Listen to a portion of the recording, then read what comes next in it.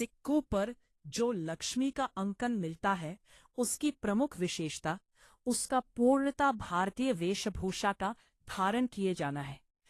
गुप्तकालीन कला पर सम्यक दृष्टि डालने पर हम पाते हैं कि गुप्तकालीन मूर्तिकला अत्यंत समृद्ध और आकर्षक है। शुद्धता, शिष्टता, स्वाभाविकता, सरल अभिव्यक्ति के साथ साथ प्रबल आध्यात्मिकता इस कला के उत्तम लक्षण हैं। शिष्टता एवं संयत भावना से ओतप्रोत इस काल की निर्मित मूर्तियां गुप्तकालीन श्रेष्ठ संस्कृति के उत्कृष्ट विकास के सजीव उदाहरण हैं। विदित हो कि इससे पूर्व की प्रतिमाएं जो हमें मिलती है वो पत्थरों पर उत्कीर्ण की हुई हैं। समझा यह भी जाता है कि पहली बार गुप्त काल में बड़ी संख्या में स्वतंत्र व चौकोर खड़ी और बैठी हुई मूर्तियों का निर्माण हुआ। इस तरह से इस दौर में मूर्ति कला में सौंदर्य की जो नई परिभाषा गढ़ी गई, उसमें पवित्रता, ओज, आध्यात्मिकता और मानवीय लालसा को एक साथ समाहित किया गया। समझा जाता है कि यह गुप्तकालीन कला सैकड़ों वर्षों तक भारत के विभिन्न अंचलों, दक्षिण में अजंता, पूर्व में बंगाल, पश्चिम में मथुरा और उत्तर में तिरहुत से हिमालय के तराई तक को प्रभावित करती रही। नारी के स्वाभाविक सौंदर्य, कोमल अंग, मद भरी आंखें तथा आकर्षक चेष्टाएं हमें भरहुत, बोधगया और पाटलिपुत्र की यक्षिणियों की स्वाभाविक और रसवंती मूर्तियों की याद दिलाती है। गुप्त काल के पतन के बाद इस भूभाग पर बंगाल के पाल वंश का शासन स्थापित हो गया। गोपाल द्वारा इस प्रदेश पर विजय प्राप्त करने के पश्चात उसके पुत्र धर्मपाल ने संभवतः पाटलिपुत्र को फिर से बसाया और अपनी राजधानी बनाई।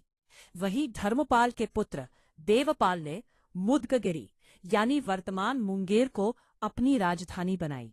यह साम्राज्य धर्मपाल और देवपाल के समय में पूर्व में असम और पश्चिम में कन्नौज तक फैल चुका था। यह भी समझा जाता है कि पाटलिपुत्र से पूर्व कामरूप इनकी राजधानी रह चुकी थी। वैसे यह भी एक तथ्य है कि इन पाल राजाओं का राष्ट्रकूटों, गुर्जर प्रतिहारों से लगातार संघर्ष भी चलता रहा। ऐसी स्थिति में भी इन पाल राजाओं द्वारा अपने लगभग 300 वर्षों के शासनकाल में बिहार व बंगाल में कला का उत्तरोत्तर विकास भी जारी रहा। इन पाल राजाओं के संरक्षण में जहां अनेक बौद्ध विहार बने, वहीं विक्रमशिला भागलपुर, सोमपुरा ढाका बांग्लादेश और ओदंतपुरी बिहार शरीफ जैसे शिक्षा संस्थान भी स्थापित किए गए, जबकि नालंदा और तिलाधक जैसे संस्थान पहले से चल ही रहे थे। इन संस्थानों में उन्नत शिक्षा के साथ साथ कला की भी अनवरत सेवा होती रही। इस समय तक आते आते जहां बौद्ध धर्म में महायान और वज्रयान संप्रदाय में मूर्ति पूजा अपना स्थान बना चुकी थी, वहीं ब्राह्मण धर्म में भी अनेक देवी देवताओं के विभिन्न वेशभूषाओं और मुद्राओं में कल्पना की जा चुकी थी। तिब्बती इतिहासकार तारानाथ ने भीमान और उसके पुत्र विटपाल को इस काल में शिल्पकला के बड़े ज्ञाता और आचार्य के रूप में मान्यता दी है। समझा जाता है कि यह वर्णन 9वीं सदी यानी धर्मपाल और देवपाल के शासनकाल के समय को इंगित करता है। संभव है कि इन्हीं कलाकार पिता पुत्रों ने नालंदा में ही पालकालीन मगध शैली का विकास किया और प्रतिमा निर्माण में अष्टधातु का उपयोग शुरू किया। इस काल में जो तांत्रिक बौद्ध धर्म यानी वज्रयान का आविर्भाव हुआ, उसका मुख्य सिद्धांत था शक्ति की आराधना।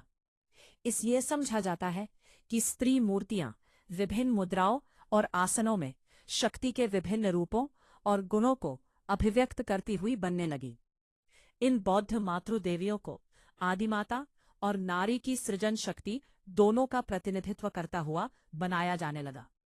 वहीं इस तांत्रिक विचार और शक्ति की आराधना का प्रचलन हिंदू यानी ब्राह्मण धर्म में भी स्थान पा चुका था। हालांकि यह कहना बहुत मुश्किल है कि तंत्र की शुरुआत पहले बौद्ध धर्म में हुआ या ब्राह्मण धर्म में, किंतु इतना स्पष्ट है कि इस काल में इन दोनों महत्वपूर्ण धर्म में यह प्रचलित हो चुका था। कारण कारण है कि इस समय की हिंदू और बौद्ध देवी मूर्तियों में कोई मौलिक भेद नहीं दिखता है, सिर्फ उनके विशिष्ट लक्षणों या आयुधों से ही पहचाना जा सकता है। पुरुष एवं प्रकृति तथा शक्ति और ब्रह्म का संबंध अविच्छिन्न है और इनके संयोग में ही सृष्टि का रहस्य छिपा हुआ है।